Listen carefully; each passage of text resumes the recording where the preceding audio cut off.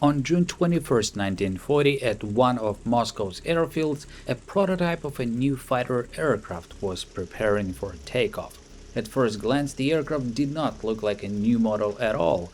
In fact, it even looked rather obsolete for a fighter, as it was a biplane, a design that was already considered outdated at the time because it did not allow fighters to reach higher speeds. Yet it was not just an ordinary biplane. After takeoff, having gained some altitude, the aircraft unexpectedly folded its lower wing within a matter of seconds and transformed into a monoplane. After circling over the airfield several times, the pilot unfolded the lower wing again and landed the aircraft softly, once again as a biplane. It was the Joseph Stalin 1, or IS-1, one of the most unusual aircraft in aviation history.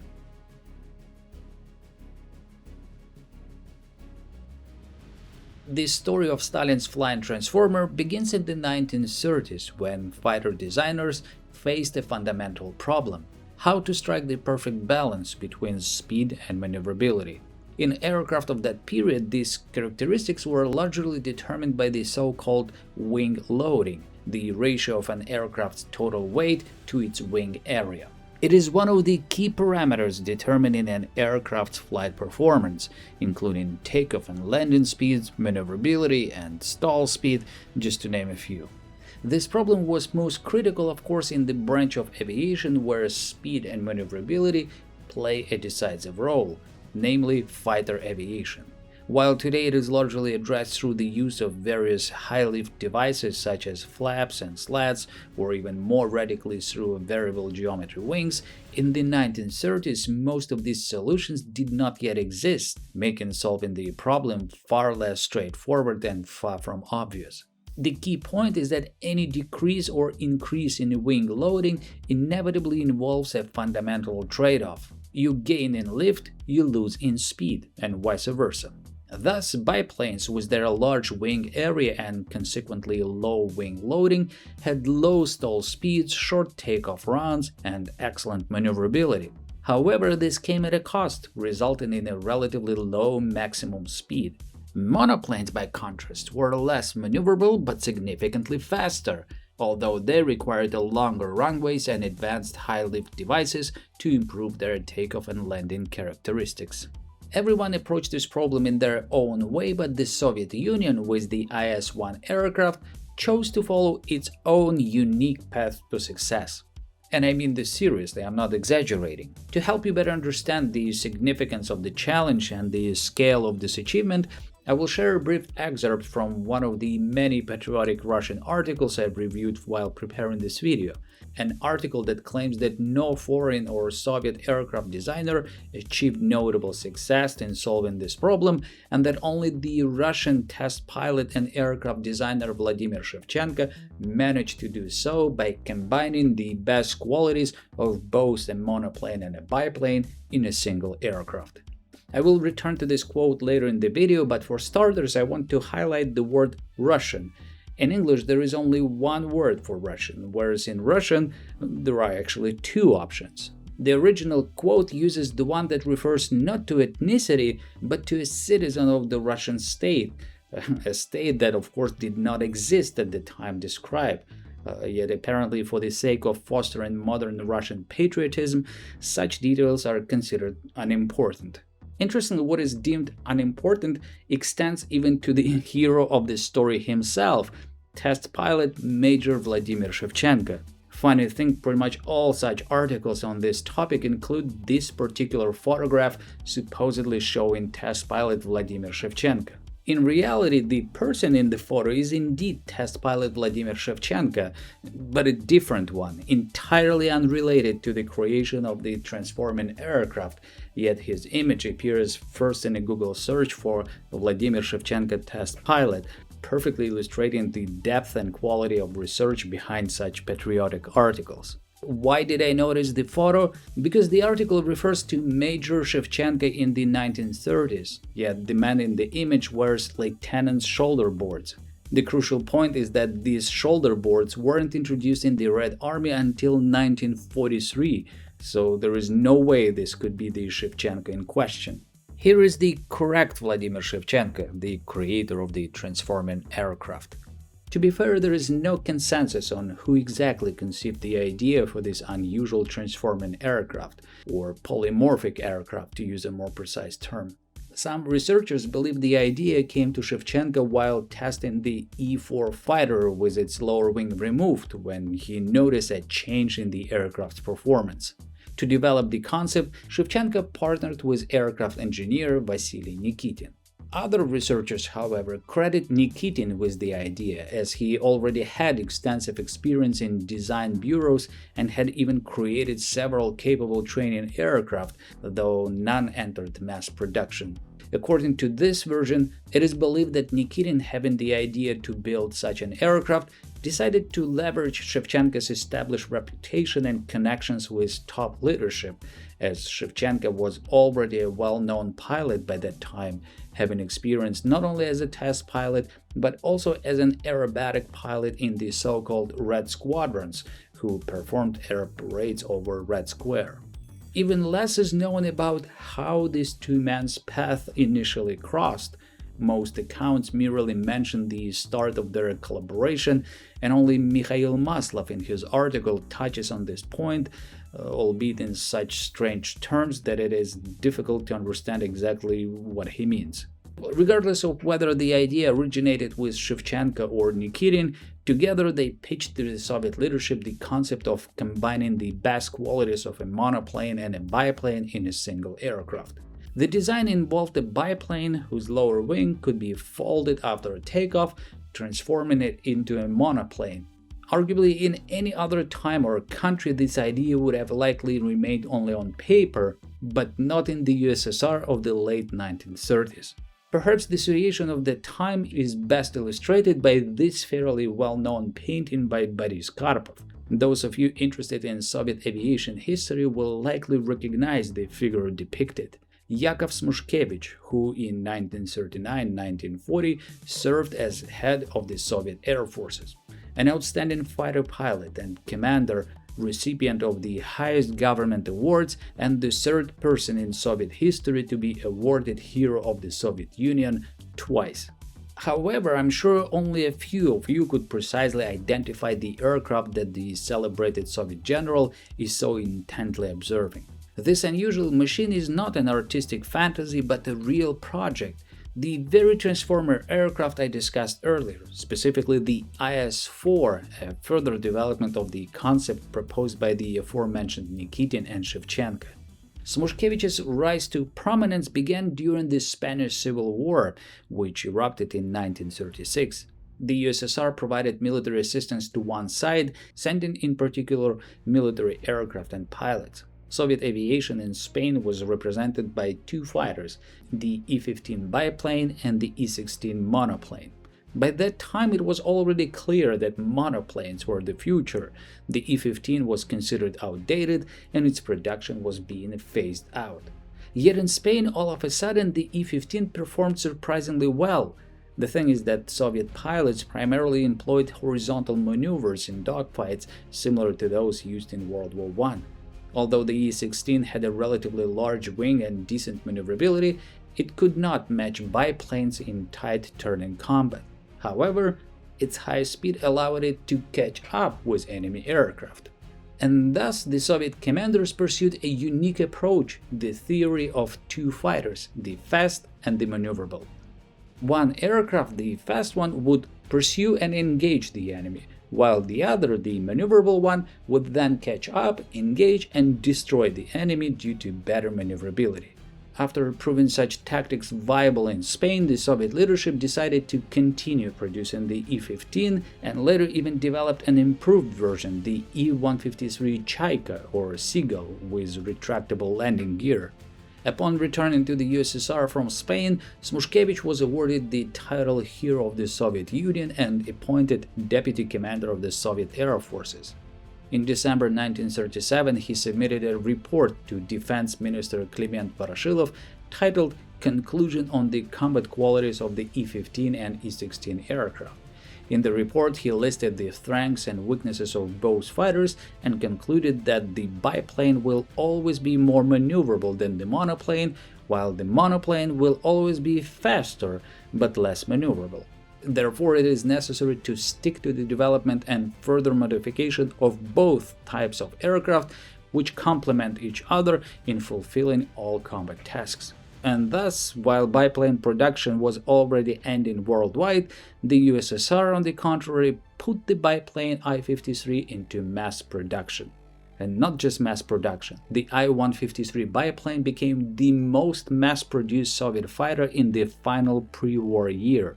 And that was not all. To further strengthen the two-fighter tactic, new fighter developments were underway for both fast monoplanes and highly maneuverable biplanes. That was the situation when Smushkevich received news of a proposal from test pilot Shevchenko, who had a brilliant idea: a biplane fighter with a retractable lower wing. The aircraft would take off as a biplane and then transform into a monoplane to reach high speed and carry out its mission or catch up with the enemy.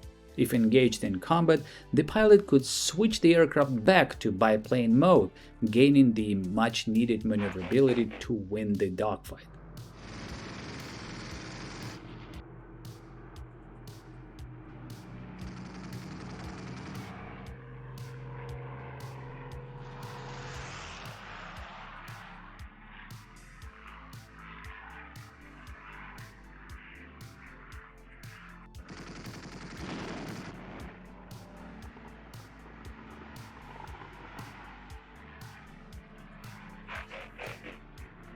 It all sounded like a perfect fighter to fit the two-fighter tactic. Everything was very simple and straightforward, and in dealing with the Soviet leadership at the time, that could be a key factor. According to historical accounts, test pilot Vladimir Shevchenko first presented the plan and model of his new aircraft in 1938 to Defense Minister Kliment Voroshilov. A former cavalryman with only 2 years of formal schooling, Voroshilov was highly intrigued by the idea of such a remarkable aircraft and personally passed the demonstration model to Stalin. Soon after, according to Shevchenko's own recollections, he was summoned to the Kremlin for a personal meeting with the supreme leader, where he ceremoniously informed Stalin that the letters IS in the aircraft's designation stood for none other than Iosif Stalin. It should be noted that later, after Stalin's death and the dismantling of his cult of personality, a story emerged claiming that the abbreviation IS stood for Истребитель складной, Russian for folding fighter. However, documents from the 1940s contain no such explanation. Moreover, Vladimir Shevchenko himself confirmed in interviews that IS truly referred to Iosif Stalin. Anyway, Stalin's technical education was comparable to that of his defense minister, that is, virtually non-existent. Thus, the idea of such an extraordinary aircraft greatly appealed to the great leader. As a result, Stalin ordered that the designers be given everything they desired. On January 15, 1939, an order was issued to establish a new design bureau, OKB-30, with Shevchenko appointed as its head and Nikitin as his deputy. The new design bureau was assigned aviation plant number 156 in Moscow, which had become available, so to speak, due to the arrest of its previous owner, Andrei Tupolev. In May 1939, Order number 114 was issued to allocate to chief designer Comrade Shevchenko a separate bonus fund and a general development credit of 76 million rubles for the design and construction of aircraft with retractable wings.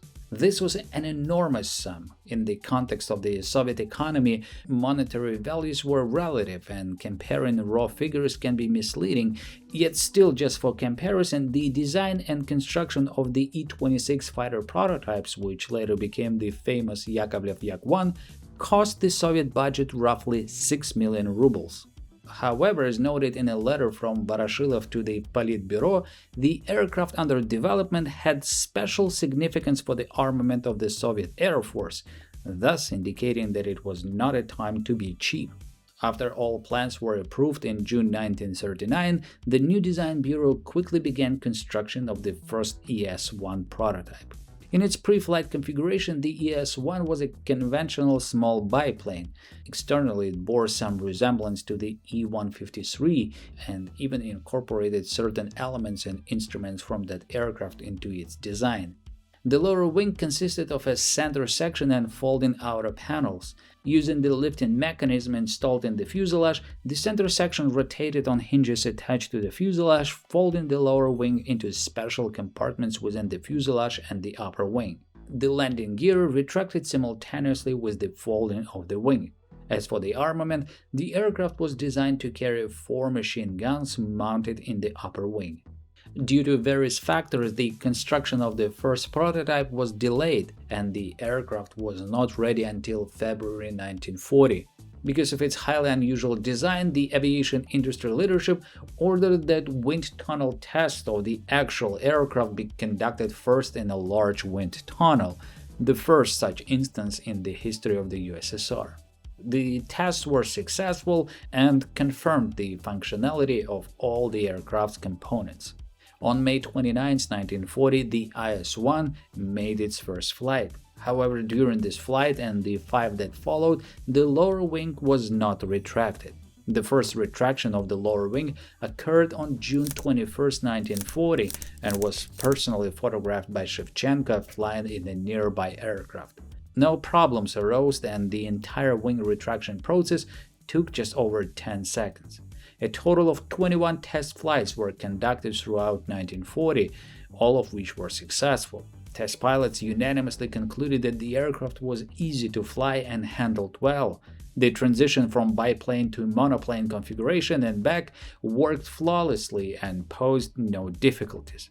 Everything would have been fine were it not for one major problem. During testing with the lower wing retracted, the aircraft reached a maximum speed of only 453 km per hour, and it took more than 8 minutes to climb to an altitude of 5 km. In other words, the IS-1's flight performance was worse than that of the already obsolete E-16 fighter, which, using the same M63 engine, could reach 470 km per hour and climb to 5 km in just 5.8 minutes. At the same time, the complexity of production and the cost of the IS-1 were significantly higher. Nevertheless, despite the IS-1 failure in January 1941, another prototype was built. The IS-2, following the same concept but equipped with a more powerful M88 engine and a slightly modified fuselage. The miracle, however, did not occur. During testing, the IS-2 reached 588 km per hour, which was still lower than, or at best equal to, that of already operational Soviet fighters, not to mention German ones. Moreover, it became clear that unfortunately the advantages of a biplane in maneuverable combat could not be utilized, since the wing and landing gear retracted simultaneously. The benefits of the biplane were realized only during takeoff and landing. To be fair, both Shevchenko and Nikitin understood these shortcomings. This led to the IS-4 project, featuring now a liquid-cooled engine, a more streamlined fuselage, a well-integrated wing, and other improvements, most notably landing gear that retracted independently of the lower wing. This was the model that Smoshkevich admired so eagerly in the famous painting. In reality, however, by 1941, the IS-4 had failed to capture the interest of Soviet leadership, as they had lost interest not only in the further development of Shevchenko's fighters, but in the entire concept of the polymorphic fighters. As noted in the aviation industry report sent to Stalin, Shevchenko's aircraft provided no combat or flight advantages, while the retractable lower wing merely improved takeoff and landing performance, something that could be achieved far more easily with conventional flaps. As a result, the Ministry of Aviation Industry recommended canceling the project and returning Shevchenko to his work as a test pilot. Which is exactly what happened. By order of the Ministry of Aviation Industry on May 20, 1941, Shevchenko's bureau was shut down, and the 9 million rubles spent on developing the two aircraft were written off as losses. The only positive aspect of this entire story is that despite failing to build a fighter that ambitiously bore Stalin's name and squandering an enormous budget, Vladimir Shevchenko and Vasily Nikitin somehow miraculously survived and continued their work as a test pilot and aircraft engineer respectively. A true miracle when compared, for example, to the fate of the aforementioned Yakov Smushkevich. Just days before the outbreak of the Soviet-German War in 1941, he was arrested and soon executed, along with dozens of other senior Air Force commanders in the so-called aviators' case, accused of anti-Soviet conspiracy and of introducing flawed aircraft into service. As was typical in an authoritarian system, no major decision could be made without the supreme leader's personal approval. If a project succeeded, all the glory went to the leader. However, if it failed, the blame fell on others, because the great leader, by definition, could never be wrong. To conclude this story, I want to return to the quote from the patriotic article I mentioned at the start of this video. I'll break it down in detail, beginning with the claim that only Russian test pilot and aircraft designer Vladimir Shevchenko managed to achieve the real success in this field. Phrases like this are a favorite tool in the arsenal of Russian propaganda. The truth is that to some extent what is said here is not false. However, the lack of success on the part of others does not necessarily mean they failed. It often means that no one else even tried to solve the problem in this way, as they had a better solution. Speaking of Shevchenko's aircraft, by an interesting coincidence, on the very same day, May 29, 1940, when his IS-1 fighter made its maiden flight, on the other side of the world, another fighter, the Watt F4U Corsair, took to the skies for the first time. Of course, they looked like machines from completely different decades, yet one thing was common. The designers of both aircraft were seeking ways to improve takeoff and landing performance.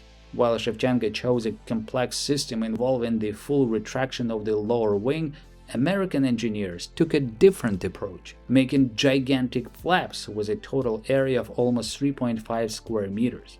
The fact that only 2 IS aircraft were ever built and the project was shut down within a year, while over 12,000 Corsairs were produced and remained in service in some countries until 1979, clearly demonstrates which solution proved more successful.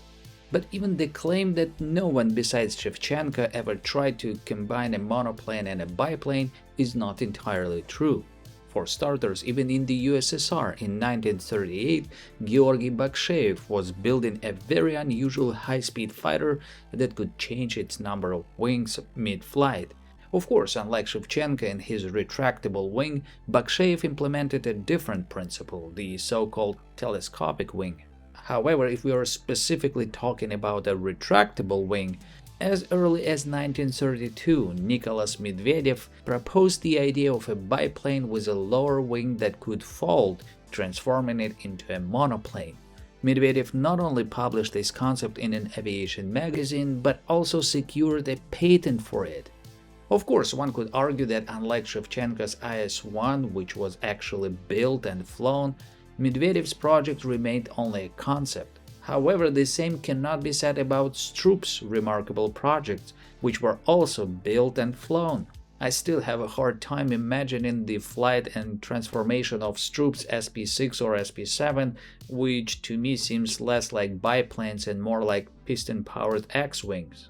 Interestingly, there is even a note about this aircraft in a 1937 Soviet magazine, something like a Soviet Popular Mechanics, which describes Stroop's plane and clearly states American Stroop invented an aircraft that transforms from monoplane to biplane in flight.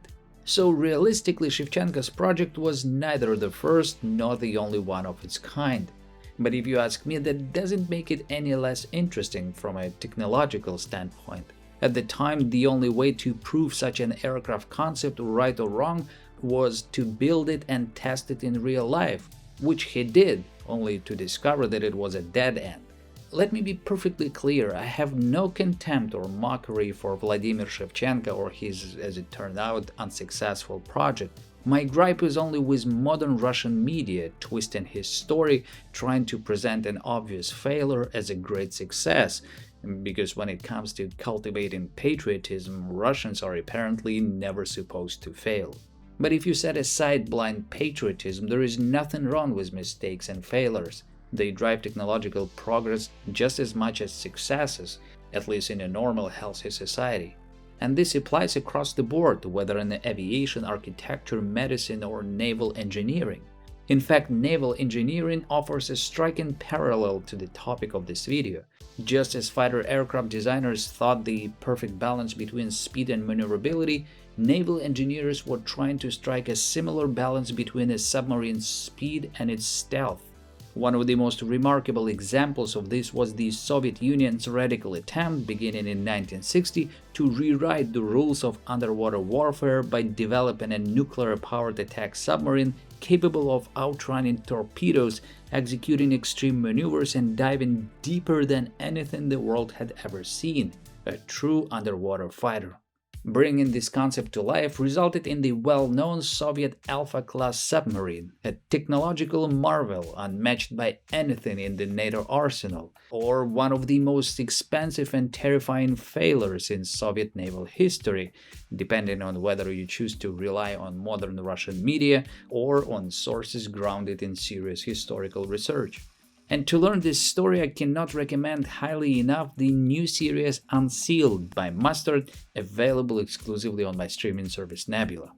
Nebula is a place where you can watch hours of high-quality exclusive videos you won't find anywhere else. It's where I, along with a growing community of over 200 creators, release original, thoughtful, and ad-free content on a wide range of topics: history, science, art, travel, politics, you name it. What makes Nebula different is that it was built by creators and is owned by creators, myself included. My regular viewers have heard me say this many times, but that's because these aren't just nice-sounding words, but they reflect a unique approach that has made a real difference for both creators and viewers like you. It allows Nebula to strike a perfect balance between a sustainable way to support your favorite creators and a place where you can enjoy thoughtful, high-quality video content. For example, when you sign up using my link in the description, I receive a portion of your subscription fee for as long as you remain subscribed. That support helps us continue improving our content, going beyond the limits of YouTube with longer run times, deeper analysis, and the freedom to explore virtually any compelling topic without restrictions. And for you, it means no ads, no sponsorship interruptions, just premium content that keeps growing every day.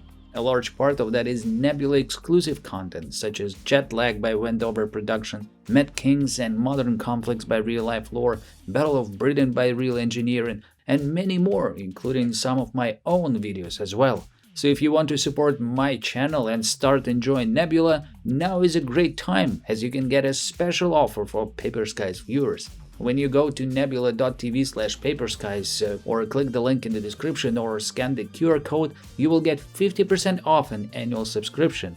That's just $30 for the whole year, or less than $3 a month. And if you'd rather not deal with another subscription, you can choose a lifetime membership, paying once for unlimited access forever. So click the link and watch the incredible episode Underwater Fighter Jet, now on Nebula.